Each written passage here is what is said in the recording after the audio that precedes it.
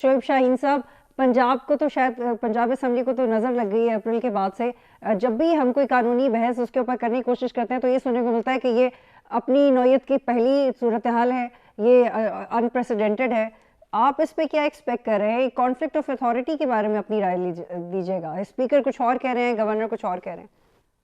देखिए मैम, पहली बात तो यह है कि जब जमहूरी ताकतें आपस में बैठ के जमहूरी तर्ज अमल से जमहूरी तरीक़ाकार के मुताबिक आइन के रिटन कॉन्स्टिट्यूशन के मुताबिक नहीं चलते तो फिर वो नुक्ते बीच में से निकालते हैं। हमें अफसोस होता है क्योंकि यहाँ हमारे मुल्क में आधा टाइम जो है वो डिक्टेटरशिप रही है, आइन मुअत्तल रहा है, और आधा टाइम सिविलियन सुप्रीमेसी के हम सिर्फ ख्वाब देखते रहे हैं।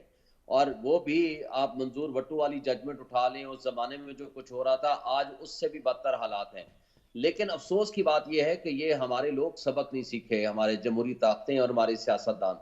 जहां तक इस वक्त कन्फ्लिक्ट ऑफ अथॉरिटी की बात है, देखें मेरे भाई ने ठीक बात की। देखें, इजलास को बर्खास्त भी नहीं किया गया। पहले आप सीरीज ऑफ इवेंट्स देखें, पहले अदम एतमाद मोशन दाखिल होती है स्पीकर सेक्रेटेरिएट में, प्रोविंशियल असम्बली में। जब अदम एतमाद की मोशन आ गई तो स्पीकर का अख्तियार है कि उस अदम एतमाद की मोशन को वो टेबल करे, और उन्होंने वो कर दिया, 23 को इजलास रख लिया।